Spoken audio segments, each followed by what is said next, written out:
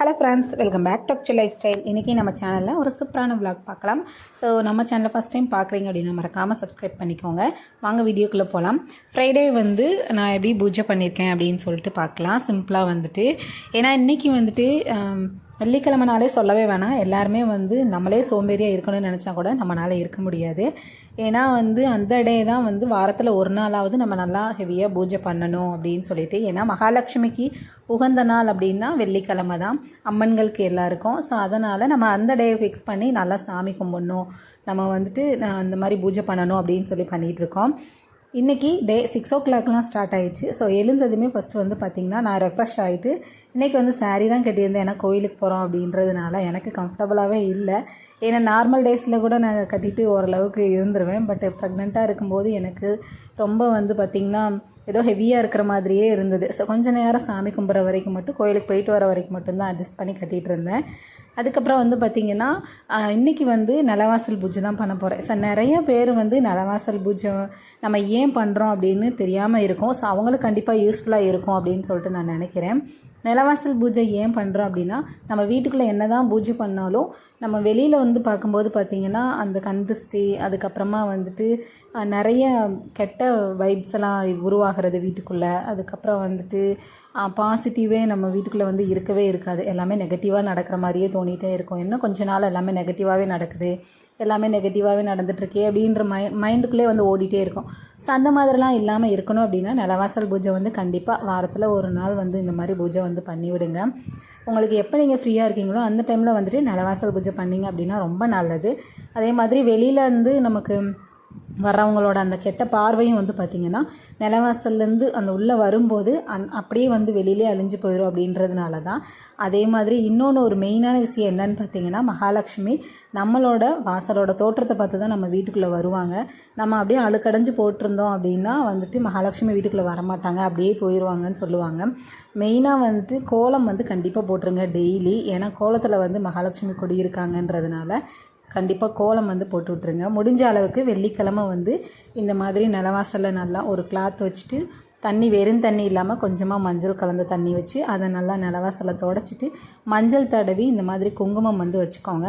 அப்படி வைக்கும்போது நோய் எதிர்ப்பு நமக்கு உள்ள நோய் அண்டாமல் இருக்கும். அந்த காலத்தில் பார்த்திங்கன்னா மஞ்சள் தெளித்து தான் வாசல்லாம் தெளிப்பாங்க. மஞ்சள் பிள்ளையார் பிடிச்சி வைப்பாங்க. அதெல்லாம் ஒரு சயின்ஸும் இருக்குது, அதே மாதிரி சாமியும் இருக்குது. அதனால தான் நம்ம இப்போ மஞ்சள் மகாலட்சுமிக்காக நம்ம சாமிக்காக வச்சாலும் சயின்டிஃபிக்காக பார்த்திங்கன்னா நமக்கு நோய் எதுவும் வீட்டுக்குள்ளே அண்டாமல் இருக்கணும் அப்படின்றதுனால தான் மஞ்சள் தடவிட்டு அதுக்கப்புறம் குங்குமம் வச்சு விட்டுருங்க. கோலம் பார்த்திங்கன்னா மகாலட்சுமி பாதம் வரைஞ்சி விட்டுருவேன். அதுக்கப்புறமா தாமரை கோலம் போட்டுருவேன். வெள்ளிக்கிழமை அப்படின்னாலே புள்ளி வச்ச கோலம் போடக்கூடாது. அதனால் தாமரைப்பு கோலம் அழகாக போட்டு விட்டுருவேன். மகாலட்சுமி பாதம் நம்ம வீட்டுக்குள்ளே தாயார் உள்ளே வரும் பொழுது வலதுகால் உள்ளே வச்சு வரணும் அப்படின்றதுனால வலதுகால் முன்னையும் இடதுகால் கொஞ்சம் கீழே இறக்கியும் வரைஞ்சி விட்டுறணும். ஒரு சைடு பார்த்திங்கன்னா சின்னதாக தாமரைப்பூ போட்டேன். ஸோ நிலவாசலில் பார்க்கும்போது இப்போ ரொம்ப அழகாகவும் மங்களகரமாகவும் இருக்கும். மகாலட்சுமி வேற எங்கேயோ போகிறவங்க நம்ம வீடு தேடி வருவாங்க. அந்த அளவுக்கு நம்ம நிலவாசலை வச்சுக்கணும். மாயிலை தோரணம் முடிஞ்ச அளவுக்கு கட்டிக்கோங்க. கிடச்சிச்சு அப்படின்னா, இல்லை அப்படின்னா ஒரு ஃபங்க்ஷன் அப்போ இல்லை பௌர்ணமி இந்த மாதிரி நல்ல நாள்லையாவது முடிஞ்ச அளவுக்கு மாயிலை தோரணம்லாம் கட்டுங்க.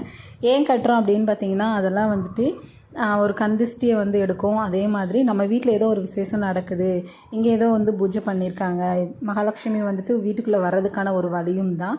ஸோ நம்ம நிலவாசலை எவ்வளோக்கு எவ்வளோ அழகாக வச்சுக்கிறோம், மங்களகரமாக வச்சுக்கிறோமோ அந்த அளவுக்கு தான் நம்ம வீடும் மங்களகரமாக இருக்கும், பாசிட்டிவாக இருக்கும். ஸோ நம்ம அப்படியே போட்டு சோம்பேறித்தனமாக விட்டுட்டோம் அப்படின்னா அந்த வீடு பார்த்திங்கன்னா ஒரு அடைச்சி வச்ச மாதிரியே இருக்கும். ஸோ ரொம்ப எதுவுமே நல்ல விஷயங்கள் சீக்கிரமாக நடக்காது, அந்த அளவுக்கு கை கொடுக்காதுன்னு சொல்லுவாங்க. ஸோ அதனால் வீடு எப்போவுமே இந்த மாதிரி அழகாகவும் மங்களகரமாகவும் இருந்தால் தான் எல்லாமே நல்லபடியாக நடக்கும்.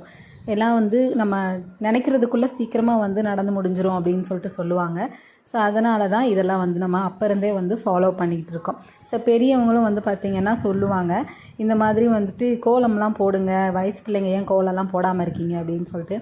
நம்ம சின்ன வயசில் கோலம் போட கற்றுக்கலனாலும் ஓகே, இப்போ நமக்கு என்ன கோலம் தெரியுதோ அதை சிம்பிளாக போட்டு விட்டுக்கலாம். முடிஞ்ச அளவுக்கு வெள்ளிக்கிழமை தாமரைப்பூ கோலம் போட்டுக்கோங்க.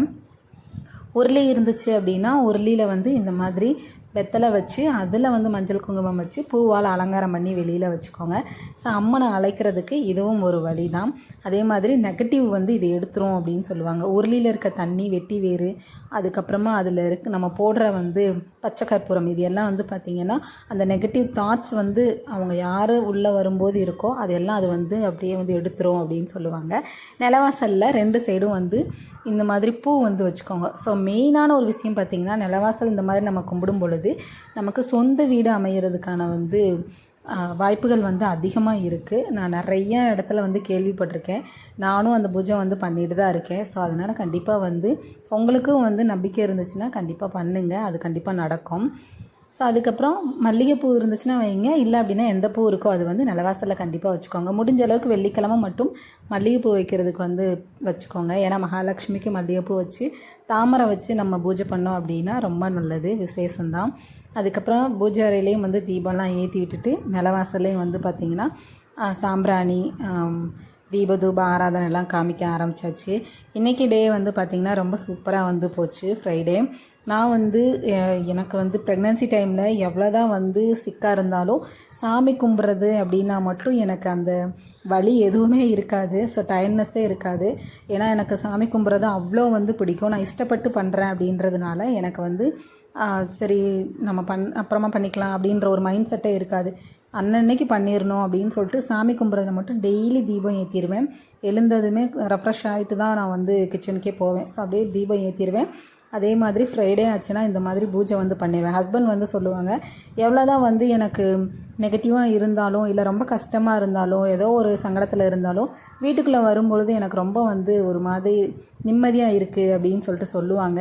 ஏன்னா அது வந்துட்டு வெளியில் பார்க்கும்போதே ஒரு மாதிரி கண் கவர்ச்சியாக நல்லா அழகாக மங்களகரமாக இருக்குது அப்படின்ற ஒரு விஷயத்தையும் என்கிட்ட அடிக்கடி சொல்லிக்கிட்டே இருப்பாங்க.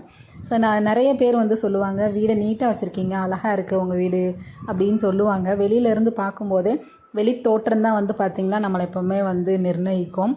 அதுக்கப்புறமா நம்மளே வந்து நிறைய ஏதாவது யோசிச்சுட்டு இருந்தோம், ஸ்ட்ரெஸ்ஸில் இருந்தோம், தேவையில்லாத எண்ணங்கள் வந்துச்சு அப்படின்னா இந்த மாதிரி நம்ம சாமி கும்பிடும்போது, இந்த மாதிரி நம்ம அழகுபடுத்தும் போது, நம்ம வந்து நல்லா வீடை அழகாக வச்சுக்கிற போது வந்து பார்த்திங்கன்னா நம்மளோட மைண்ட் வந்து சேஞ்ச் ஆயிரும். ஏதாவது நம்ம தேவையில்லாத யோசிக்கும் போது கூட நம்மளோட மைண்ட் ஆட்டோமேட்டிக்காக வந்து நல்லதே வந்து நினைக்கிறதுக்கு தோணும். மகாலட்சுமி கடாசம் நம்ம வீடை தேடி வரும். மகாலட்சுமி நம்ம வீட்டில் தான் குடியிருப்பாங்க. ஸோ இதெல்லாம் கண்டிப்பாக ஃபாலோ பண்ணுங்கள். முடிஞ்ச அளவுக்கு வந்து ட்ரை பண்ணுங்கள். என்னோடய ஃப்ரைடே பூஜை வந்து பார்த்திங்கன்னா இப்படி தான் ரொம்ப சூப்பராக போச்சு. 2 சைடுமே கந்த ஸ்டிக்காக வந்து பார்த்திங்கன்னா லெமனை கட் பண்ணி மஞ்சள் குங்குமம் வந்து வச்சு விட்டாச்சு. ஸோ என்னோடய நிலவாசல் பூஜை வந்து எப்படி இருக்குது, நான் எப்படி பண்ணியிருக்கேன் அப்படின்னு மறக்காமல் கமெண்ட் பாக்ஸில் கமெண்ட் பண்ணுங்கள். நீங்களும் ஃப்ரைடே இப்படி தான் பண்ணுவீங்களா அப்படின்னு சொல்லிட்டு எனக்கு வந்து ஷேர் பண்ணுங்கள். ஸோ கண்டிப்பாக நமக்கு சொந்த வீடு அமையணும், சீக்கிரமாக வந்துட்டு நம்ம வந்து வாடகை வீட்டிலேருந்து சொந்த வீட்டுக்கு போகணும்னு நினச்சிங்கன்னா இந்த பூஜையை வந்து கம்பல்சரி வெள்ளிக்கிழமை வந்து பண்ணுங்கள். அதே மாதிரி மாயில தோரணம் வந்து கட்டுங்க, இல்லை வேப்பிலை தோரணம் இருந்தாலும் கட்டிக்கோங்க. அதெல்லாம் வந்து கட்டுறது ரொம்ப ரொம்ப நல்லது வீட்டுக்கு. ஸோ நம்ம சேனலை ஃபஸ்ட் டைம் பார்க்குறீங்கன்னா சப்ஸ்கிரைப் பண்ணி வச்சுக்கோங்க.